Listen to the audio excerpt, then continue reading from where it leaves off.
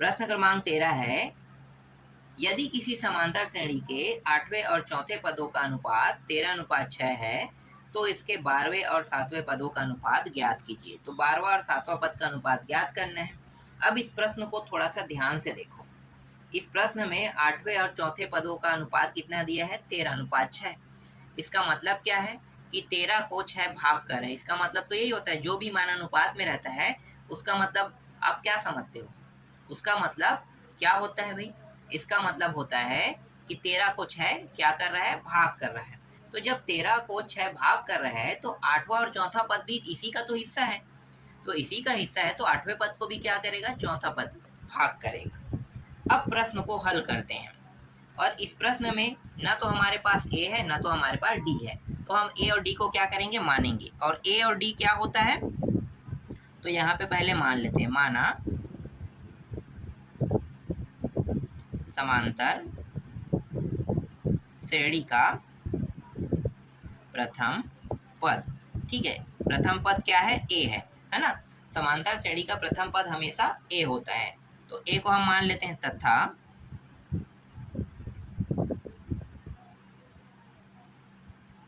सार्वंतर D है। और अभी मैंने क्या बताया? जो 13:6 है इसका मतलब क्या होता है? 13 को 6 भाग कर रहा है। तो भाई 8वां पद को भी कौन सा पद भाग करेगा? चौथा ना। तो इसको हम कैसे लिखेंगे? A8 A4। ठीक है, इस तरीके से। और 13:6 इस प्रकार से लिखेंगे। इसी को आगे हल करेंगे तो ये जो 8वां पद है इसको हम कैसे लिख सकते हैं? 8वां पद को तो A + 8 - 1 D। और चौथे पद को A + 4 - 1 D। फिर 13:6 9 नहीं है। ठीक है, 13:6 इस तरीके से लिखेंगे। और आगे हल करते हैं इसको तो A + 7D और A + 3D 13:6 मतलब 13/6 भी मतलब 13/6 कर सकते हैं ना। तो ये 13/6 हो गया। अब यहाँ पे थोड़ा सा ध्यान देना है ना। A8 का मतलब क्या होता है? A + 7D। जो D का मान होता है, अगर 8 कह रहा है तो एक घट के आया है। अगर 6 कहेगा तो ये 5D आ जाएगा। देखो यहाँ पे जैसे 4 का है तो कितना आ गया? 3D। तो कई जगह मैं डायरेक्ट लिखूंगा है ना।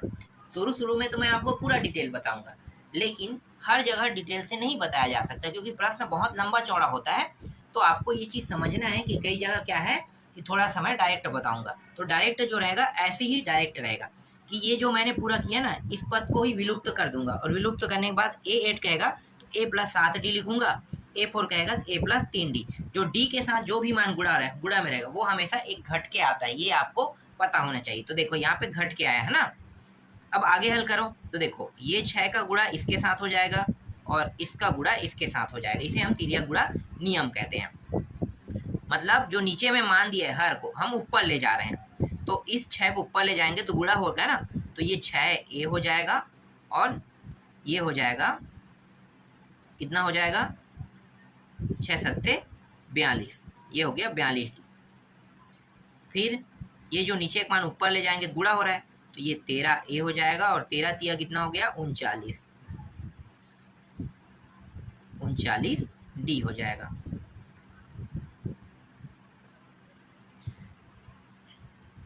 अब ये जो डी वाले हैं, देखो कहाँ पे डी, यहाँ पे डी है। डी वाले को एक तरफ कर लेते हैं और ए वाले को दूसरे तरफ, है ना।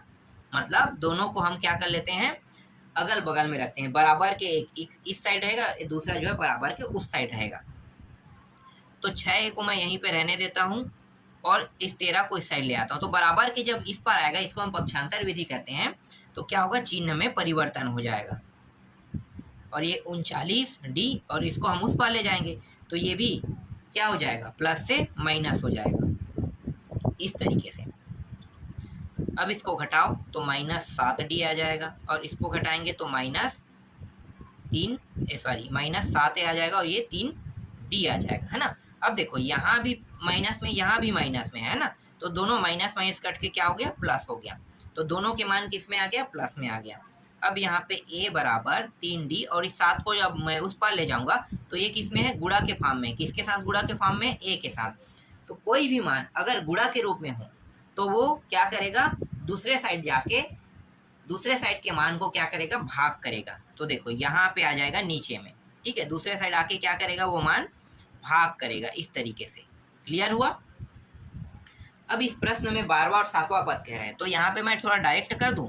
12वां पद कह रहे हैं तो 12वां पद का क्या होगा भाई, देखो 12वां और कौन सा पद है, 7वां, ठीक है, 12वां पद 7वां पद। तो 12वां पद का मतलब क्या है, 12वां पद का मतलब है a प्लस 11d, यही रहेगा। और 7वां पद का मतलब क्या है, a प्लस 6d, ये रहेगा कि नहीं रहेगा, बिल्कुल यही रहेगा ना। अब a का मान कितना है, देखो a का मान हमने निकाला अभी 3d, तो 3d a की जगह में रखेंगे 7, फिर प्लस 11d, फिर 3d अपान 7 प्लस 6d। अब यहाँ पे देखो, यहाँ पे नीचे में हर में कितना दिया है, 7 दिया है, और इसके हर में 7 है क्या, नहीं। जब तक के हर बराबर ना हो तब तक के ना तो कोई मान जुड़ सकता है ना तो घट सकता है। तो यहाँ पे जोड़ना का चिन्ह दिया है ना, मतलब प्लस दिया है, तो ये तब तक के नहीं जुड़ेगा जब तक के नीचे में हर में 7 ना आ जाए। तो इसके हर में कुछ नहीं, मतलब क्या है, 1 है। तो हर को आप बराबर करते हैं तो हम लघुत्तम विधि का उपयोग करेंगे। तो 7 एकम 7, 7 आ गया, ठीक है। दोनों के हर अब कितना हो गया, गुणा करने पर 7 हो गया, हर बराबर हो गया।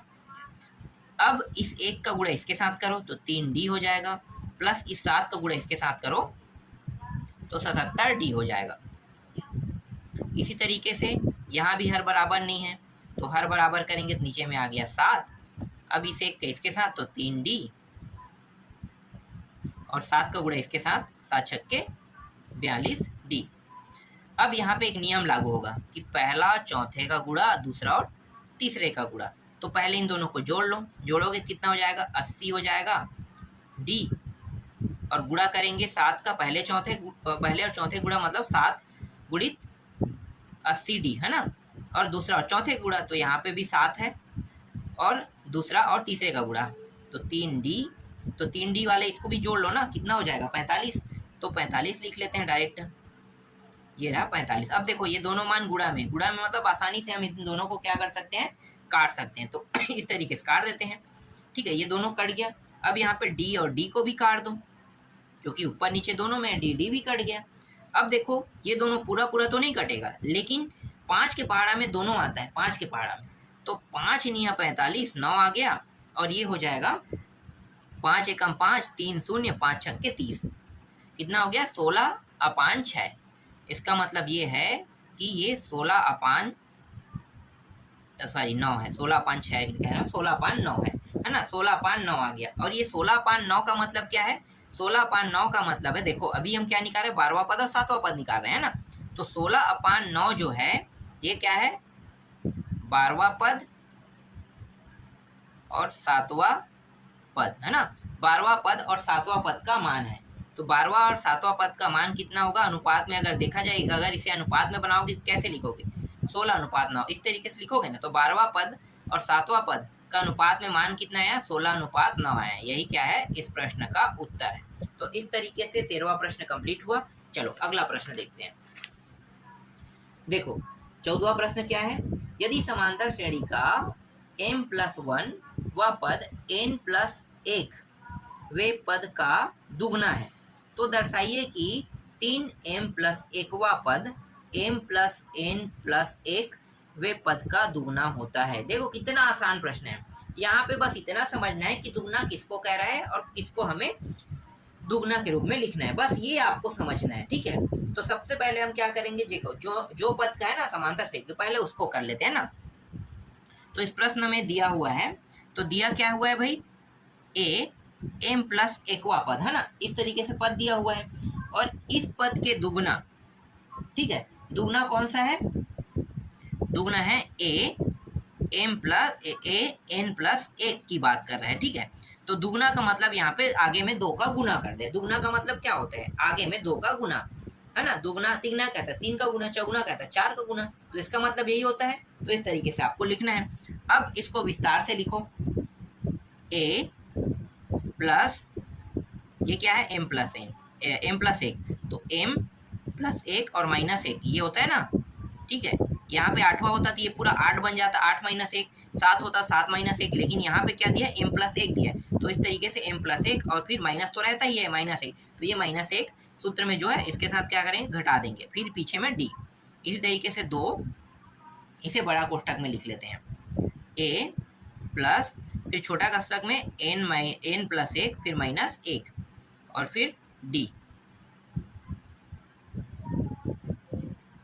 तो a प्लस घटाएंगे तो क्या हो जाएगा, कट जाएगा और m बस बचेगा ना, md। और यहाँ पे 2 कोष्टक के अंदर a, यहाँ पे घटाएंगे तो क्या बचेगा, ये दोनों कट के गुणा हो जाएगा nd, है ना, इतना ही बचेगा। तो a प्लस md, तो का अंदर गुणा करो 2a प्लस 2nd आ जाएगा। ठीक है, इस तरीके से ये हल होगा। अब ए वाले को एक तरफ और जिसमें डी लगा है ना उसको दूसरे तरफ कर लेते हैं। ठीक है, तो ए वाले को मैं एक साइड कर लेता हूँ, तो ये हो जाएगा ए, इस साइड ले आते हैं तो 2a माइनस में हो गया 2nd, और ये इस साइड आके माइनस में हो जाएगा md। तो यहाँ पे घटाएं कितना आ जाएगा, -a, और ये रहा 2nd, है ना, एक m है एक n है, तो यहाँ पे d को मैं बाहर कर लेता हूँ। ठीक है, क्योंकि दोनों में उभयनिष्ठ निकाल लेते हैं, d को उभयनिष्ठ निकाल लिए। अब यहाँ पे क्या है, एक में 2n दिया हुआ है और एक में दिया हुआ है m दिया हुआ है, इस तरीके से, है ना, तो n और m इस प्रकार से। अब देखो माइनस में आ रहा है हमारा a आ रहा है, तो जिसका हमें हमेशा मान निकालना होता है ना वो कभी भी माइनस में नहीं होता है। तो क्या करेंगे, इसको प्लस करने के लिए इस पूरे पद में माइनस का गुणा करेंगे, तो यहाँ पे माइनस का गुणा करेंगे तो ये क्या होगा, माइनस माइनस गुणा होके प्लस हो जाएगा। ठीक है, ये प्लस बन गया। अब ये जो d है इसको ऐसे ही रहने देते हैं। ठीक है, अंदर क्या होगा, इसके गुणा हो जाएगा। ठीक है, माइनस का पूरा पद में गुणा कर रहे हैं तो ये वाला पद और ये वाला पद दोनों में क्या होगा, चिन्ह में बदलाव हो जाएगा। ये प्लस में है तो क्या हो जाएगा, माइनस में, और ये माइनस में प्लस में, तो मैं इसको जमा के लिख लेता हूँ। तो प्लस में ये हो बन जाएगा तो ये आगे में लिख लेते हैं, और ये माइनस में हो जाएगा तो पीछे में लिख लेते हैं। तो 2 ये n है, एक m है एक n है। ठीक है, तो इस तरीके से हो जाएगा। इसे हम एक समीकरण नाम दे देते हैं, तो ये पहला समीकरण, इसको हम पहला समीकरण नाम दे देते हैं। ठीक है, ये हो गया पहला समीकरण। ठीक, अब इस प्रश्न में क्या करेंगे, अब इस प्रश्न में करने वाले हैं a का मान 3m प्लस 1 रखेंगे। मतलब यहाँ पे ये 3m प्लस 1वां पद के लिए अब क्या करेंगे, हल करेंगे, क्योंकि इस प्रश्न में दर्शाइए कह के प्रश्न भी दिया हुआ था ना, तो इसके लिए भी हल करेंगे। ये प्रश्न में दिया हुआ है तो इसके लिए भी हल कर लेते हैं। बराबर a plus 3m plus 1 minus 1 और ये d, बस आगे हल करते जाएंगे इसे। तो a प्लस ये दोनों कट गया, है ना, और ये d है, तो 3md बस क्या हो जाएगा, यहाँ पे आ जाएगा। ठीक है, ये आ गया। अब यहाँ पे देखो a का मान कितना हम निकला है, a का मान इतना है ना, तो यहाँ पे हम रख देंगे जहाँ पे a है, तो ये हो जाएगा d m माइनस 2n और प्लस 3md। ठीक है, इस तरीके से। अब फिर से देखो यहाँ पे ये जो d है ये d है ना, दोनों में है, फिर से उभयनिष्ठ निकाल लो, तो इसको हमने उभयनिष्ठ के रूप में निकाल लिया। यहाँ पे क्या है, m माइनस 2n और प्लस 3m, इस तरीके से। तो 3 और 1 कितना हो जाएगा, 4। तो d बराबर d गुणित है, सॉरी, बराबर के बाद d, और ये गुणा में है, कोष्टक के अंदर जितने भी मान है वो सब, है ना। तो 3 और 1 4m माइनस 2n हो जाएगा। ठीक है, तो ये मान हमें क्या हुआ, प्राप्त हुआ। ठीक है, ये मान प्राप्त हुआ। इसको हम एक समीकरण नाम दे देते हैं। ठीक है, ये दूसरा समीकरण नाम दे देते हैं। ठीक, अब फिर से क्या करेंगे, फिर से प्रश्न में कहा है ना, प्रश्न क्या कह रहा है कि ये जो m प्लस n प्लस 1 है इसके लिए अब हल करने के लिए कहा है, और इन दोनों के मान बराबर आना चाहिए कह रहा है। मतलब ये जो दूसरा पद आया है उसके बराबर ये मान आएगा तभी हमारा उत्तर आएगा। तो देखते हैं आ रहा है कि नहीं आ रहा है। तो a plus m plus n plus 1 और माइनस 1 और ये रहा d, तो ये दोनों कट गया, ए की जगह पे डायरेक्ट मान रख देते हैं ना, क्योंकि यहाँ पे मान रखेंगे तो डी एम माइनस 2n मैंने मान रख दिया, फिर प्लस ये हो गया ये हो जाएगा m प्लस n और फिर से आगे में d है ना, मतलब पीछे में d। तो देखो यहाँ भी d यहाँ भी d दोनों में है, तो वनिश निकाल लेते हैं, और दोनों गुणा के फॉर्म में है ना, मतलब ये इस पूरे पद के साथ है, इस पूरे पद के साथ है, तो आसानी से d बाहर निकल जाएगा, निकाल लिए। ठीक है, यहाँ पे m फिर माइनस 2n फिर m फिर n, ये इस तरीके से। तो ये d और इसको हल करेंगे तो ये 2m हो जाएगा, और ये घटाएंगे है ना, तो ये n हो जाएगा। ठीक है, तो ये आ गया आपका तीसरा समीकरण बन गया। ठीक है, तो ये जो मान हमें प्राप्त हुआ है ये तीसरा समीकरण के रूप में हमें प्राप्त हुआ है। अब क्या करेंगे, ये जो दूसरा समीकरण है और तीसरा समीकरण है, इन दोनों की क्या करेंगे, तुलना करेंगे, है ना, क्योंकि इस प्रश्न में क्या कहा है कि ये दुगना होना चाहिए, है ना, दुगना होना चाहिए। तो समीकरण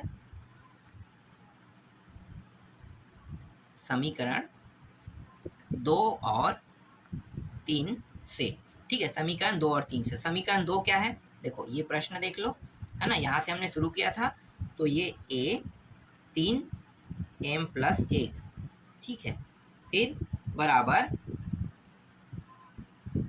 a m plus n plus 1, ठीक है, इस तरीके से।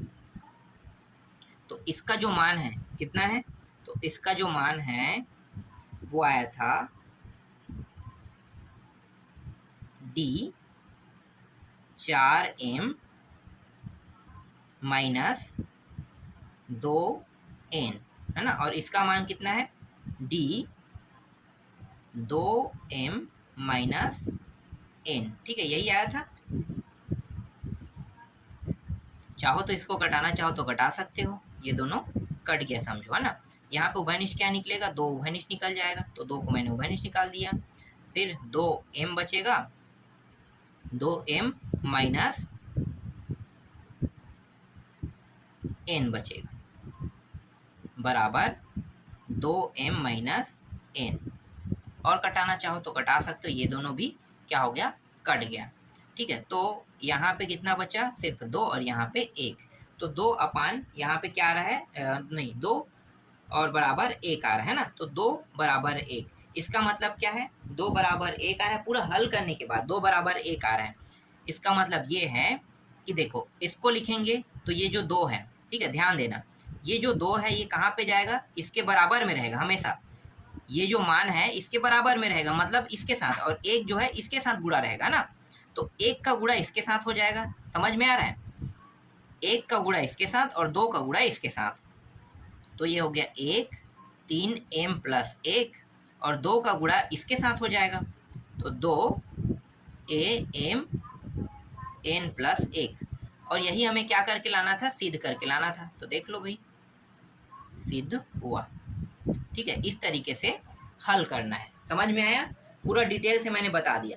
थोड़ा सा कंफ्यूजन यहाँ पे पैदा हो सकता है यहाँ पे, ठीक है, कोई भी मान है, देखो ये जो मान है ये इसके बराबर में, हमने इसके जगह पे मान रखा, तो इसके बाद यहाँ पे बराबर में मैं 2 लिखूंगा ना, तो इसके बराबर के साइड में क्या है, ये मान दिया है, तो 2 का गुणा इसके साथ, और इसके बराबर में मैं 1 को लिखूंगा, तो 1 का गुणा इसके बराबर में कौन सा मान, ये, तो इसका गुणा इसके साथ, ठीक, तो इस तरीके से ये क्या होगा, सिद्ध हुआ।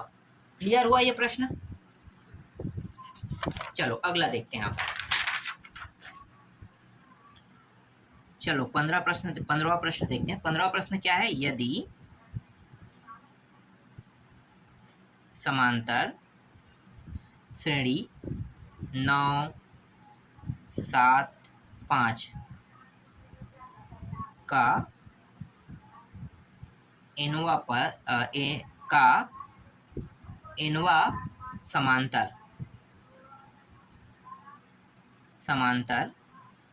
श्रेणी 15 12 9 के nवें पद के बराबर है तो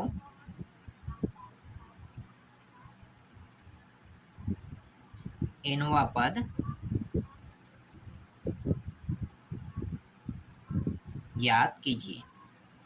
इस प्रश्न में nवां पद ज्ञात करने के लिए कह रहे हैं ना। तो इसको कैसे हल करेंगे, देखो यहाँ पे दो समांतर श्रेणी है, तो दोनों समांतर श्रेणी को हम पहले लिख लेते हैं, ठीक है।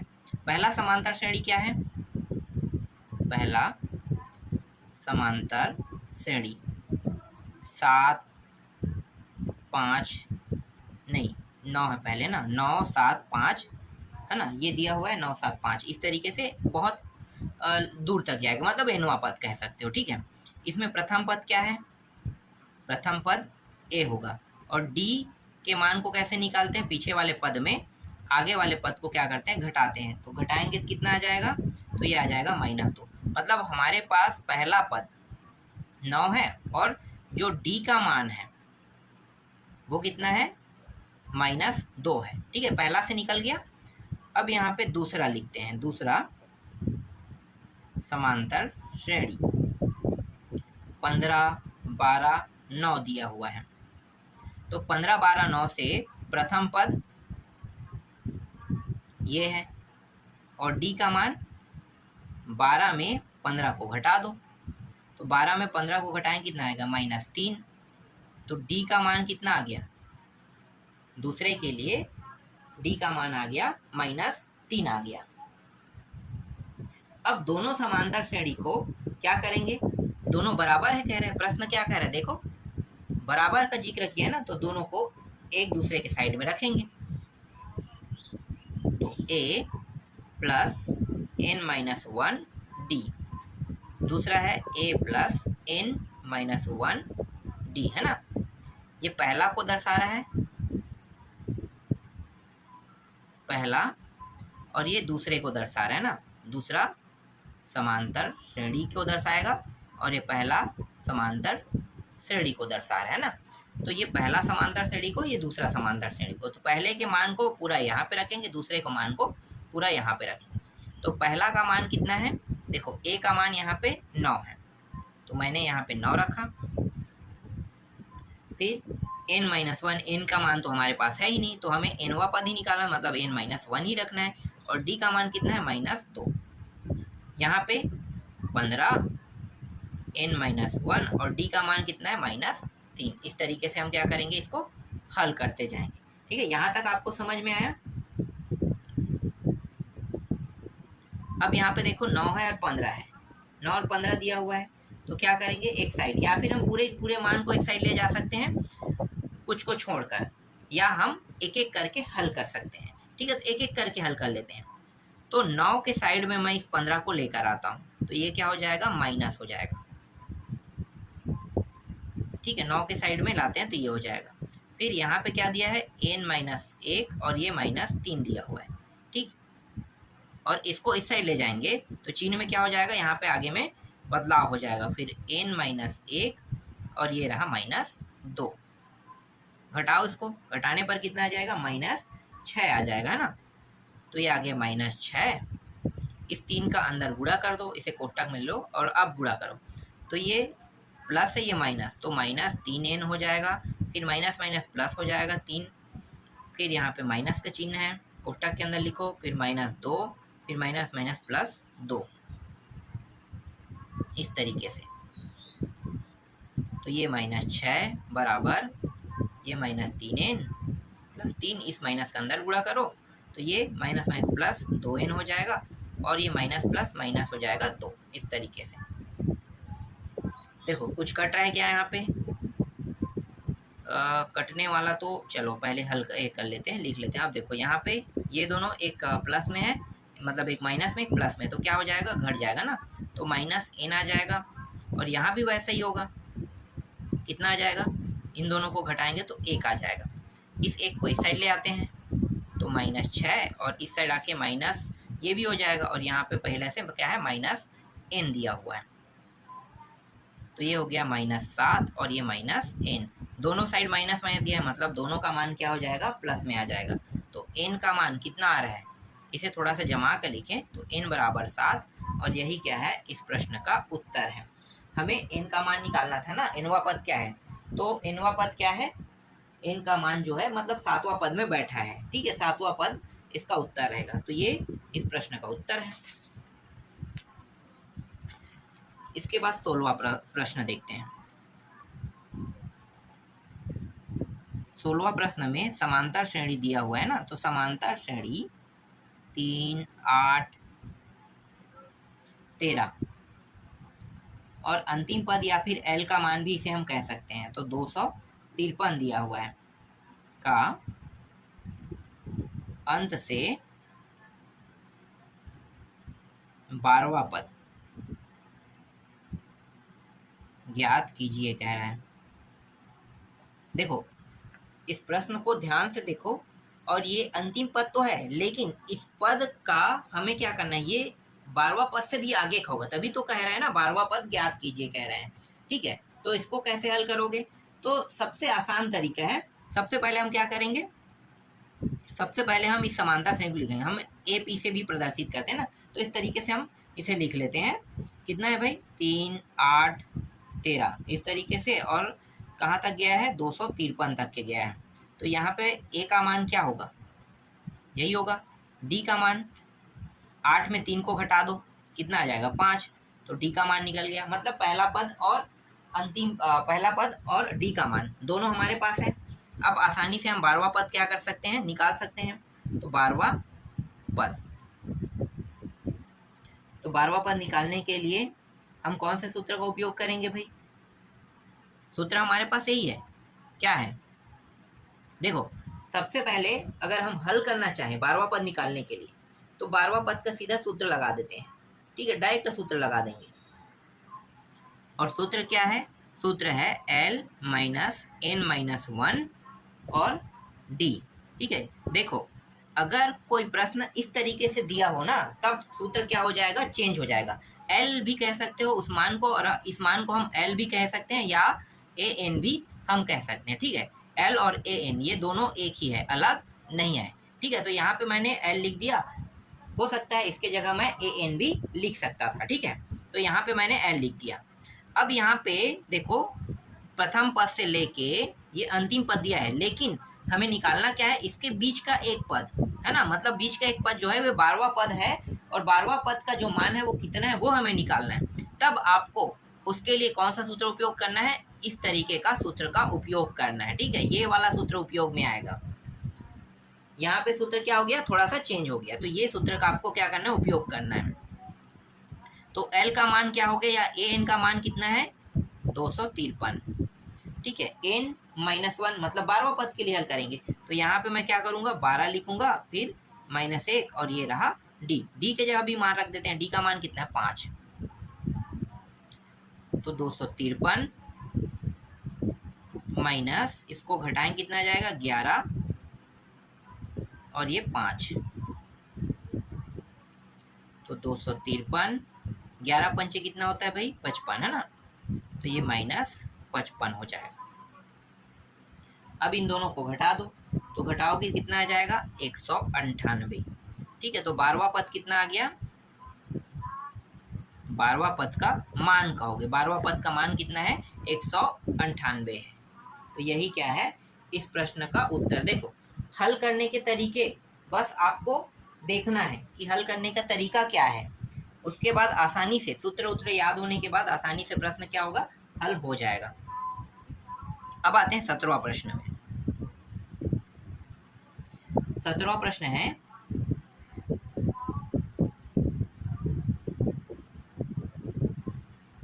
यदि किसी समांतर श्रेणी का छठवां पद 12 और 8वां पद 22 हो, तो इसका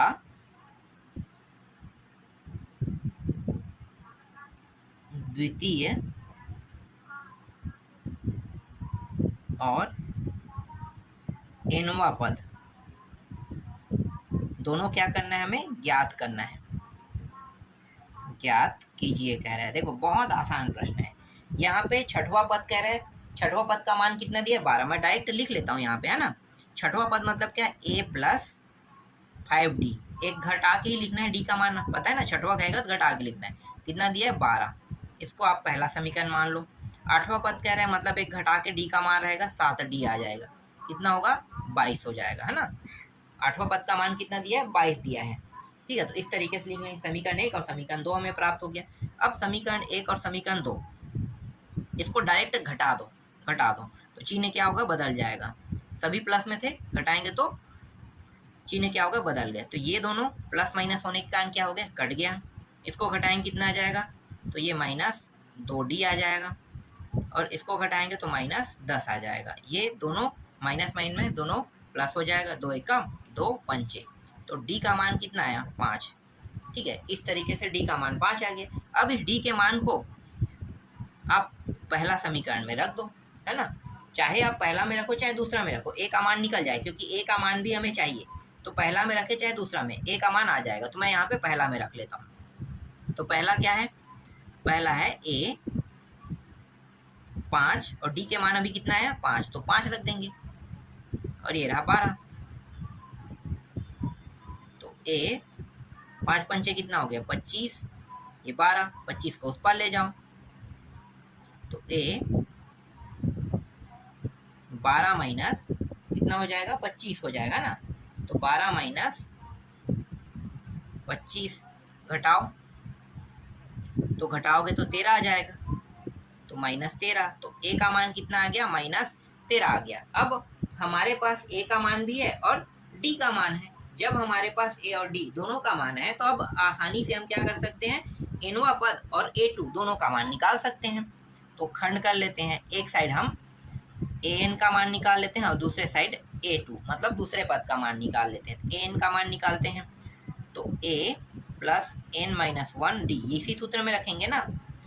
और यहाँ भी a + n-1 और d, ठीक है, इसी सूत्र में हम a और n के मान को रखेंगे।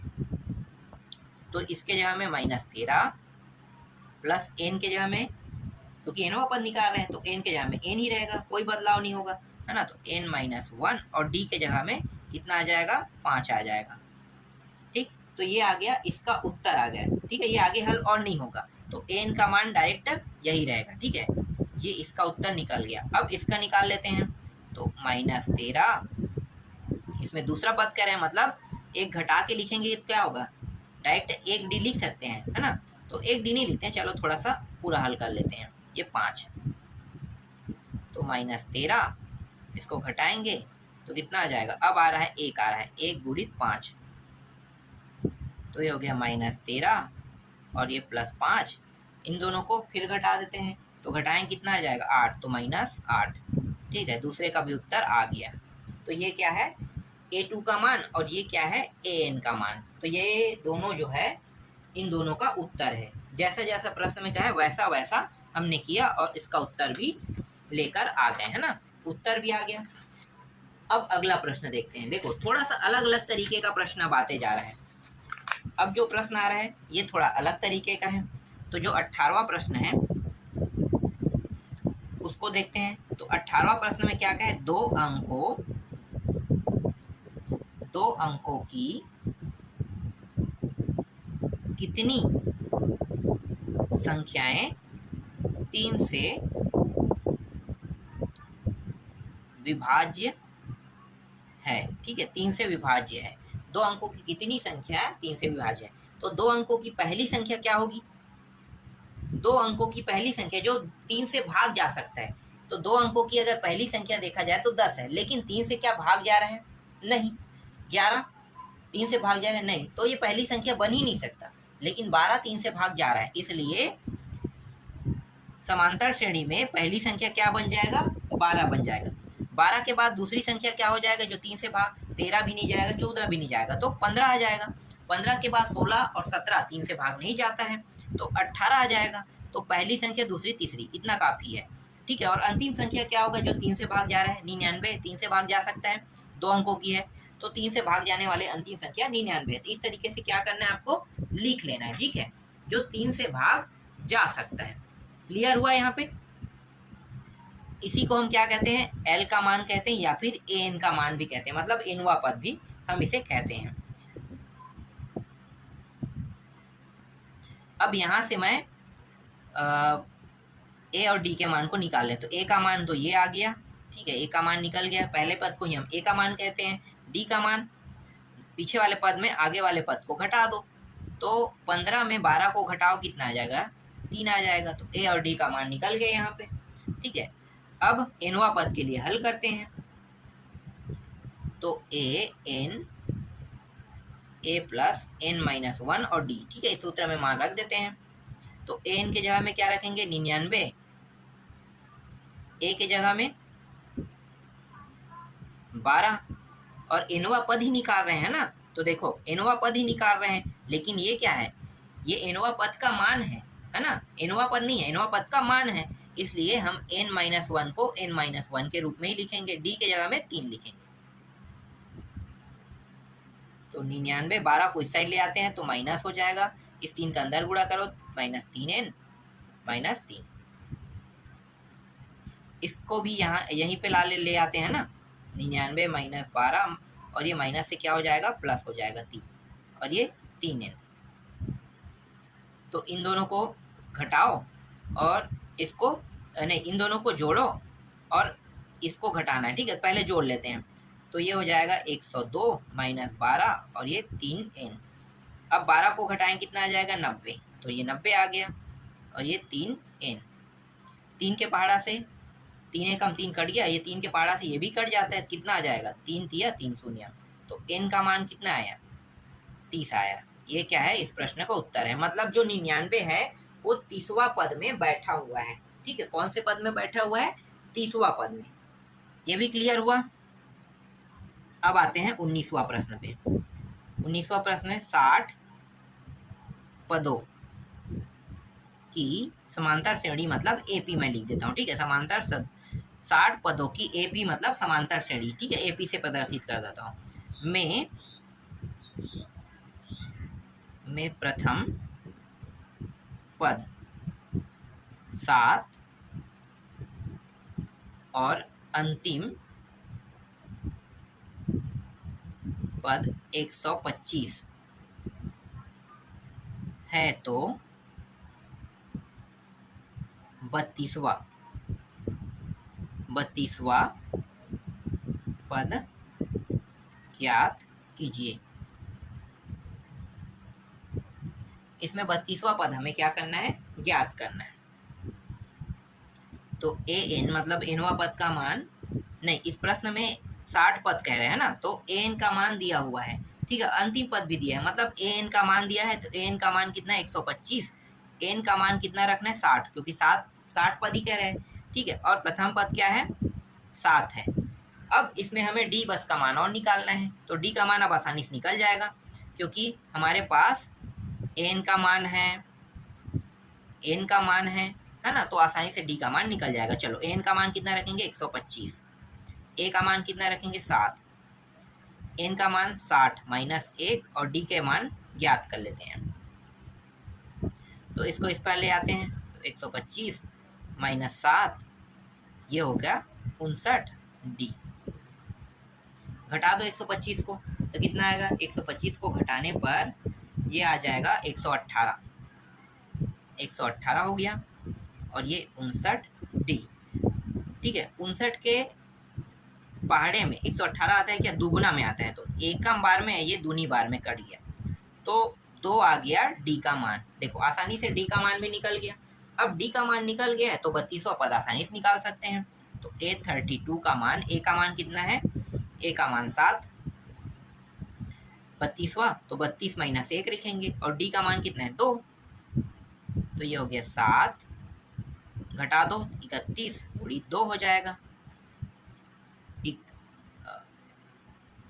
तो ये हो गया 7, 31 गुणी 2 मतलब 2, और 3 दूनी 6, 62 और 7 कितना हो जाएगा, 69 है ना। तो ये आ गया A32 का मान, मतलब A32 का मान कितना आ गया, 69 आ गए। यही इस प्रश्न का उत्तर है। ठीक है, ये भी क्लियर हुआ। चलो अगला प्रश्न देखते हैं। अभी मैंने 19 तक के आपको बता दिए ना, तो एक काम करते हैं, यहाँ पे स्टॉप करते हैं, वीडियो बहुत लंबा चौड़ा हो जाएगा। तो नेक्स्ट वीडियो में बाकी जो प्रश्न है उनको कंप्लीट करेंगे।